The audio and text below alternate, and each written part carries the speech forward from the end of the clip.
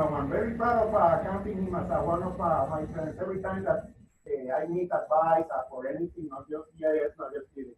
He's a good friend of mine. So without any more introduction, I want to let's go talk to you about GIS. All right, Joe, go for it. All right, greetings, folks. Folks, I salute you. GIS is a key part of our world, and it's going to become even more important as the years go by. So I just want to say to you people in Hopeworks, first of all, Hopeworks is awesome. Okay? It is one of the key shining examples of people making a difference in our world. So I salute you all. I am a big fan of Hopeworks. I was there about 2 years ago. That was the last time I was there, and had a great time hanging out with your colleagues. Hopefully you're seeing these pictures. It's truly inspiring every time I'm over there at your facility. I got a cool nerdy picture of Luis when I was there holding this, I think, the pole for the GPS equipment. And the students there made a nice sign for me, and they were so kind. We had a great time. So what I'd like to do with you all today is let's go ahead and talk about the key themes are as follows. Just to get you thinking about the sort of the big picture of where GIS is going and how you can position yourself as you move forward. Now, I realize that not all of you just have GIS as a focus, right? You've got coding, you've got video, you've got web development, whatever other things you're working on there, and that's good. We'll talk about how GIS has become sort of embedded in mainstream information technology, or IT.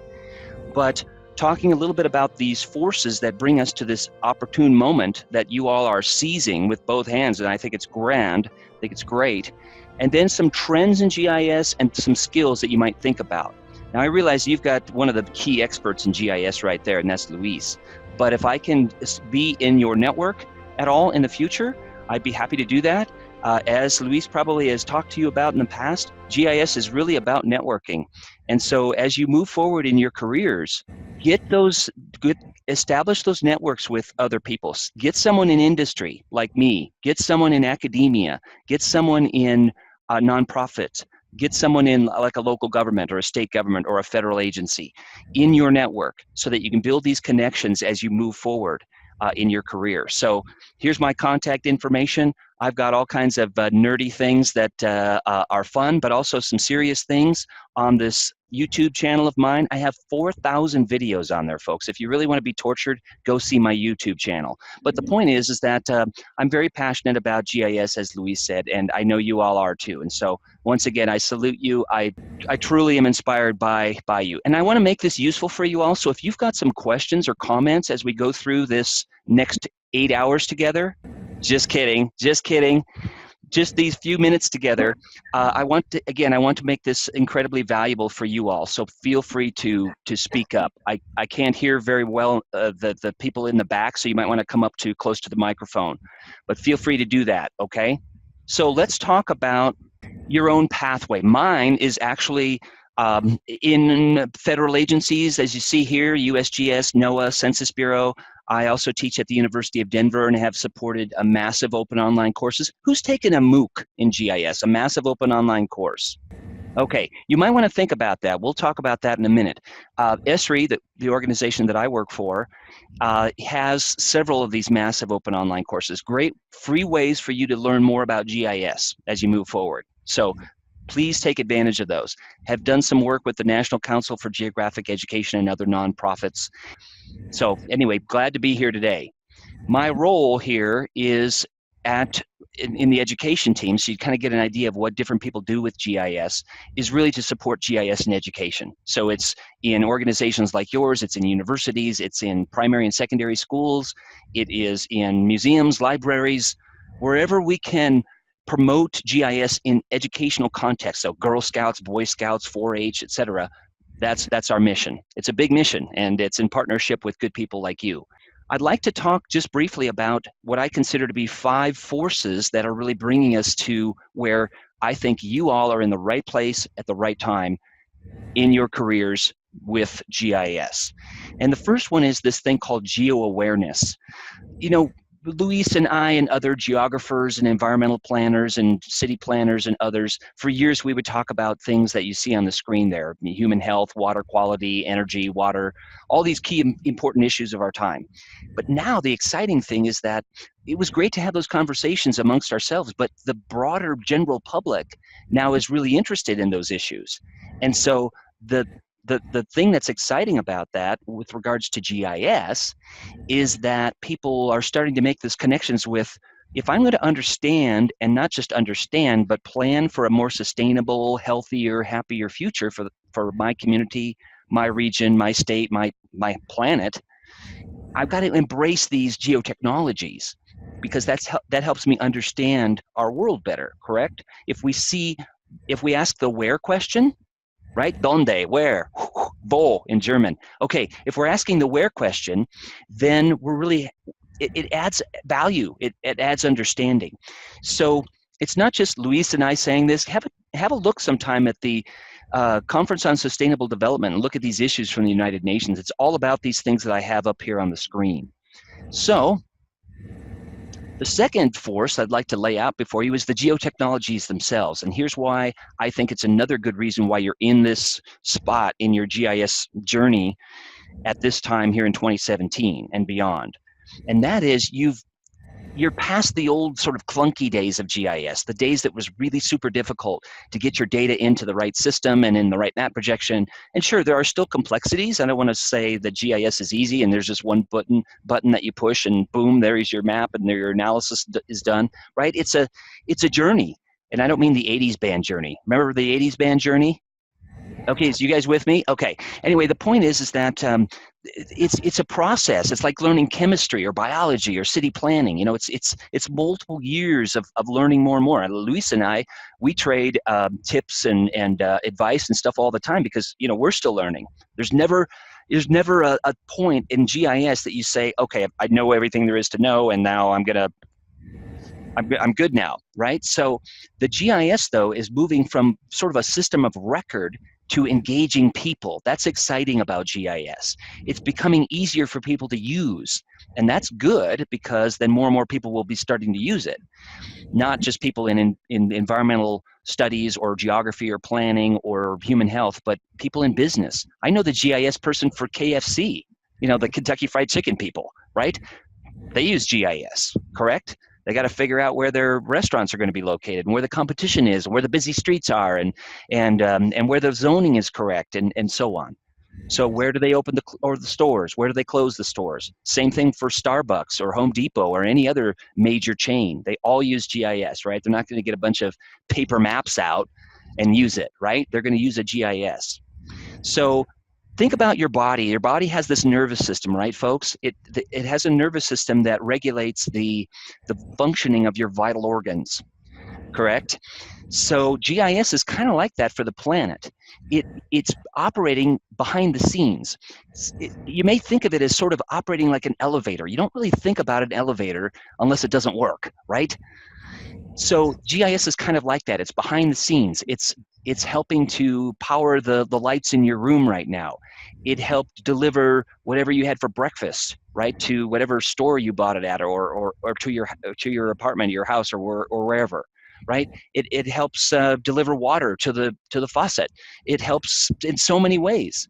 Your phone, right? How does your phone get assembled? All that supply chain management stuff, where it was either manufactured or mined or somehow got to the components where it actually ended up in your phone and then delivered to the distribution point at which you bought it. That's all run with GIS. So it's behind the scenes of so many things: mass transit, health, business, engineering, etc. So that's exciting. Geotechnologies have evolved. Sometime take a look at this spatial reserves blog of mine.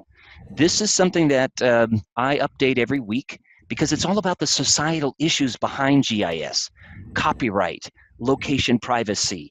How do I know if data is any good? Just because it's on the web, is it good? Hey, it's good to go. Forget about it, right? No, it's all about, how do I know? How can I trust it? It's easy to take maps from the web these days, right? But the blog is all about, how do you become a critical user of data? So I encourage you to take a look at that sometime. Spatial reserves. All right. And applied geotechnologies. I'm not going to play this because I'm short on time with you all, but landing the rocket onto this barge, you couldn't have done that without geotechnologies. Uber wouldn't be possible without geotechnologies. So it's behind the scenes of so much.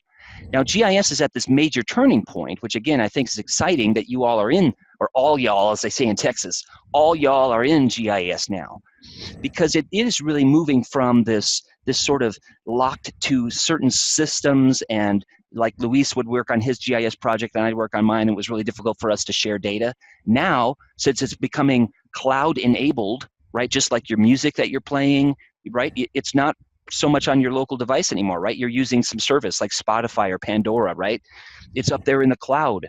Same thing with docs, right? You've got Google Drive, you've got OneDrive, you've got Dropbox, you've got cloud-based documents that you work on. Why do you work on them in the cloud? Why don't you just work on them locally on your own computer? Anybody?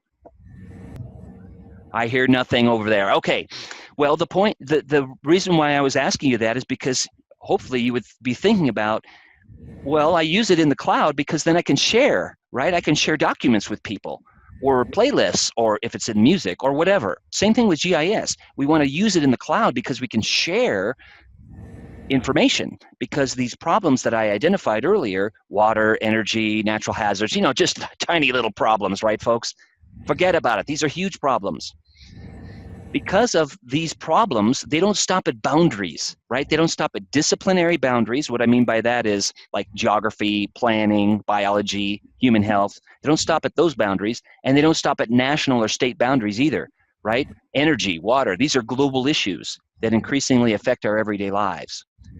And so GIS is tied to all of that. It's tied to the Internet of Things, which you may have read about. It's tied to big data, which you may have read about, data science. So you might want to think about studying some of that as you move forward with GIS. GIS is always about integration. It's integration of different organizations. So if you work for some city government someday, they're all going to be using a common GIS framework, so that the public works is working with the zoning, which is working with assessors, et cetera, in a city or a county or a state government. That's exciting to me, that these organizations are starting to work together. And so GIS is bringing people together. It's not just a bunch of technology. It's not just a bunch of tools. It's bringing people together for the common good, which is pretty exciting stuff. And organizations around the world are adopting this. So you're not just in some little niche thing that Luis made up for you to stay busy at the Hopeworks. It's actually tied to a really fundamental set of skills that you'll be able to take forward in no matter what career you end up in. You're going to have GIS on your tool belt, right, along with other skills. It's going to be very useful for you in the future and very valuable for employers to see that you actually know about GIS. And so this idea of moving up to the web is really exciting. And I just want to lay out also 5 key trends that I think are important in GIS, as I promised. You're like, Joseph, when are you going to get to the 5 trends? Well, here they are. Now, these lists of 5 that I've got for you today, folks. They're debatable, right? You've seen things on the web, the 5 places to visit before you die, right? The 5 best bands in history. These are all debatable. Someone would look at that and say, well, wait a minute. What about, the Doobie Brothers? What about, Adele? Okay, anyway, the point is that these are all debatable. But I say that these are something to think about. 3D. We live in a 3D world, and so it makes sense that many of the GIS tools and functions that we use and data sets are in 3D. So it's becoming more and more of a 3D environment in GIS. Also, building information management or building information systems, or BIM. You may have seen about 2 weeks ago that Esri, the organization that I work for, and Autodesk, a major CAD design software company, are partnering. Why? Because we've done a pretty good job of mapping ecoregions and the highways of New Jersey and zones in Camden, et cetera. So we've mapped outside spaces. We haven't done such a good job at interior spaces where we actually spend most of our time. So why is that important? Well, think of a hospital, for example. Maybe there's a major emergency in the community, and we've got to get all the gurneys down to the emergency room like right now. Okay. And where are all those gurnings? Well, I don't know. I saw one an hour ago up at 3 West, on floor 3 and in an elevator. No, they've got to all be down there. So what if all of those things were geo-tagged so we knew exactly where they all were so we could bring them down to the emergency room? Or let's say a major university campus like Rutgers. What if there's some sort of big, I don't know, major weather event at 2 p.m. on a Friday? Where are the students at 2 p.m. on Friday? Well, I don't know where they are. Well, you got to know where they are, right? Because where are we going to evacuate people to? Where are the shelters, et cetera, from some sort of major tornado or a hurricane or a hailstorm or something, okay? So these are part of the reasons why we need to be mapping these interior spaces. Also, real-time data and analysis, wildfires, stream gauging stations, traffic, crime. We want to be able to look at this stuff in real time so that we can, again, manage it and plan for a better future, okay? So more and more real-time data and analysis tied to the Internet of Things that you might want to look up. WebGIS, I talked about this a moment ago, having data, services, tools up on the web, on the cloud. Here's my cloud sound. You folks with me? This is the most boring thing you've ever heard, right? Are you guys with me? Here, give me some. Yeah, nice. Okay, cool. Thanks. Just want to make sure you're awake. It's dark here in Colorado. Look at this. It's still dark out. Okay, so anyway, very cool. So that's a key trend in GIS. And then the last one is enterprise GIS. What I mean by that is not the Starship Enterprise. What I mean by that is GIS being used throughout an organization, not just one or two departments, but throughout an organization like a city government, state government, et cetera. Okay? The third trend is geo-enablement. So what I mean by that is GIS becoming this sort of transformational technology that's changing the way that actually people work to make smarter decisions. Here's the MOOCs that I mentioned earlier. How can you tap into this? Well, take one of the ESRI MOOCs. We've got one on coding. We've got one on cartography starting up in the spring. We've got one on business that's running in the spring also, and so on. If you're interested in multimedia maps, I also have an online course starting in January called Telling Your Story with Story Maps. So building web mapping applications specifically about story maps, multimedia, audio, video in your maps. So you might want to think about that. And I also just want to lay out this before you all, just something you to chew on here today and hopefully in the future, that when you're learning GIS, you're not just learning the techie skills, you're also learning about systems, ecoregions, water, right? Planning, transportation, etc. So you're learning some content, correct? You're also learning some skills, and it's not just the how to buffer, how to overlay, how to geocode, etc. It's also how to present, right? How to deal with data, and so on. It's also the geographic perspective. You're thinking about the world in geographic terms, which is exciting. It's not just me or Luis saying this, folks. It's if you go back to the National Academy of Sciences report, take a look at this sometime. Learning to think spatially. And by the way, this whole presentation that I'm giving, it's out on my website. Okay? So if you go to my website, which I'm sure you do daily, right? It's the first thing you look at when you wake up. No, just kidding. But if you go to my website and go under the resources and the teaching tab, see this 5 forces on GIS? That is the presentation I'm giving right now. Okay, so all these links are live, and you can go and examine this in more detail when you have more time. I really encourage you to do that. Not that it's the end-all, be-all pearls of wisdom, but it might be useful for you as you move forward. And by the way, what am I giving this whole presentation in? What medium am I using? Is this Prezi? Is this PowerPoint? What is it? It's a story map. It's a story map. So it's actually given in ArcGIS Online. It's a web mapping application. So this whole presentation is given as a story map. So you might want to think about some project you're working on and presenting it as a story map. Ooh, yeah. Nice. Okay. So think about that. Story maps are really quite useful for doing that. We're going to skip down to this geospatial technology competency model. This ties right into what I was saying about skills, content, and perspectives.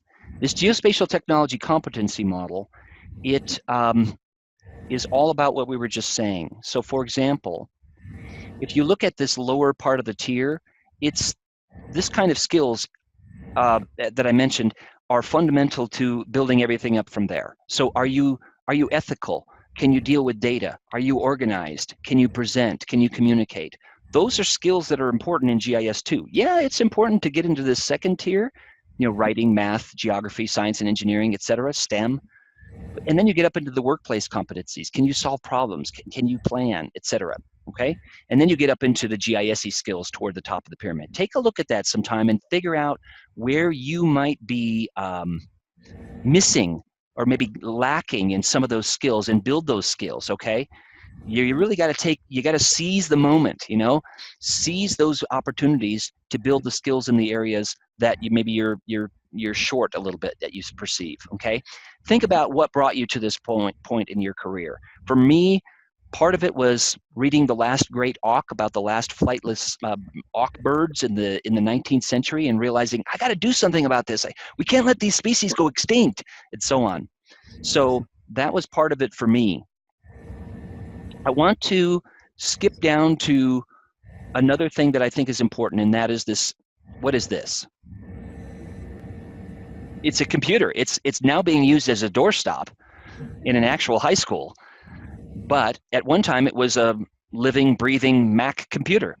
The point is don't get too stuck on the procedures and the devices, like your phone and your computer, your tablet, right? Those will change, right? You're developing these thinking skills that will carry you forward no matter what the technology does, okay? So be a lifelong learner. And also what I wanted to say is also get outside in your community. Really start enjoying your community. Start really understanding it. I know that's really key for Hopeworks, and that's one of the reasons why I have such great respect for you all, is you're actually out there on the landscape. But it's important to do that because it's great to be able to look at all this stuff in a GIS, but if you really want to understand something, you really need to visit it, right? You need to go there and take some measurements, but also enjoy it. Just observe it. Citizen science is another one of these 5 trends that I'd like to mention, where ordinary citizens are collecting data and contributing it to this cloud-based platform that is GIS. And finally, storytelling with maps, which is what I'm doing right now. I'm using a story map to tell the story of, in this case, the 5 key trends and so on. All right, I've only got about 1 minute more, so let me skip ahead to what I believe are the top 5 skills for you all as you move forward in your career. Everybody with me so far? All right, here's the first one. Be curious. Ask questions. Now, that might seem like, well, of course, Joseph, of course I'm going to ask questions. Well, our primary and secondary curriculum is really sort of, here are the questions.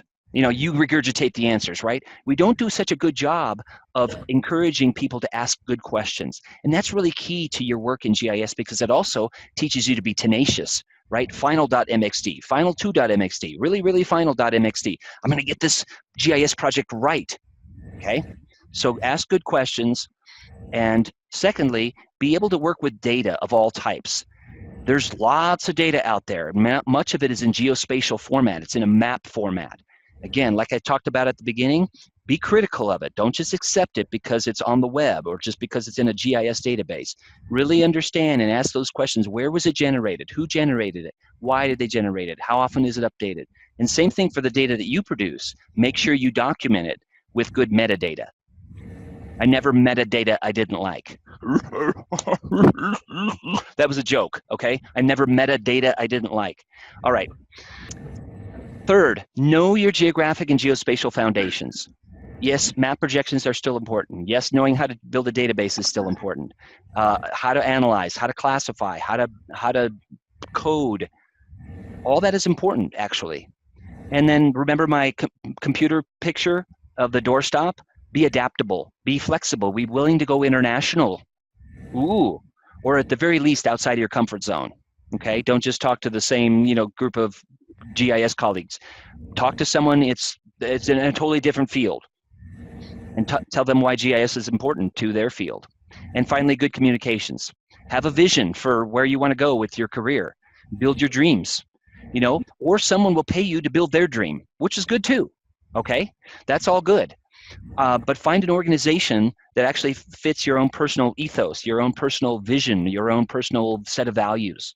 So for me, Esri is a good fit because it really does believe in making a better world, a more sustainable, healthier, happier world.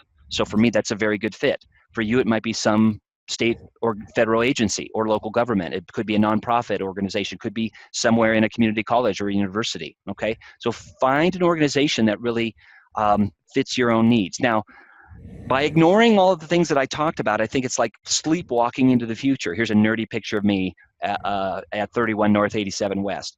But I believe we've got good people like yourselves, good tools, good organizations like Hopeworks. So I'm very confident that we've actually arrived at an age where people are starting to value GIS as a tool and a way of thinking. We've got some major challenges on our planet, but I'm very hopeful that we will overcome those challenges. And you folks in Hopeworks, you really have a critical role in shaping our world. So if you think that you're just a small part of it, no, you have a very important role in all of this. So does anybody have any questions, comments, complaints, anything like that for me as I close it off and turn it over to the next speaker? Because I'd like to hang out and listen while the next folks are going, if you don't mind. How and when did you start getting into GIS? Oh, I go way back to the 20th century with GIS. So as an undergraduate, I took computer cartography, geography. So I'm sort of a more traditional pathway into GIS, but now we've got GIS people coming in from business, engineering, health, all kinds of other fields. I'm more of a, from the geography side of things, but actually when I was a teenager, this is kind of geeky, but I actually made maps. Yeah, I know that's pretty nerdy and geeky, but I made maps when I was a teenager. So when I was, a young student, I actually made maps on poster board. I made up places, made up cities, and drew railroad yards, streets, rivers, all kinds of stuff like that. So really from an early age, I've always loved getting out on the landscape and making maps. I have a comment for you, Joseph. While you were talking, I was thinking about how accessibility to data have changed over the years. When we started working, I always say that we had two types of data: my data and someone else's data. And it was my data, don't look at it. And then the second type of data was when we started oh, do you have that data? I have this one. Do you want to share or exchange data? Now it's part of putting everything available so anyone can access it. Well, you mentioned another good point. Because it's out there doesn't mean that the data is good quality. I always check the data. It doesn't matter what comes from. Even though it has a good metadata, I always like to check it myself. Good, very good points. Yeah, folks, that's why it's so important that you're critical of the data, because it's Luis's data, it's my data, it's the United Nations Environment Program, Census Bureau, State of New Jersey, Department of Natural Resources. But guess what? It's ordinary people as well. And it may be really good collected by ordinary citizens, but there's this sort of mixed bag. It's like the web in general. There's good content, and then there's stuff that is awful, and then there's stuff that looks good, but it's not well documented, so you don't know if you can trust it or not. So if I can just lay out anything today before you, it's that whole thing that Luis just talked about, and that is, yeah, be critical of the data. Lots of it out there, and it's great. And I don't weep and moan for the old days of, when Luis was talking about, well, there's very little data around, and you kind of had to scrounge around really hard to find some. But I'm not sad that we're not in those days anymore. I love the new web GIS world that we're living in, but just some caution is needed, that's all. Well, it's anything spatial in nature. Anytime you're asking the where question, you want to think, how can I apply GIS to this? So, where do earthquakes or tornadoes or hurricanes occur, and why do they occur where they do? Where are communities prone to floods? Where's the best route for a new bus line in Camden? Anytime you're asking the where question, you want to apply GIS, because GIS will help us understand the best of many alternatives, right? The one that's the most efficient, the one that saves the most money, the one that's more sustainable, et cetera.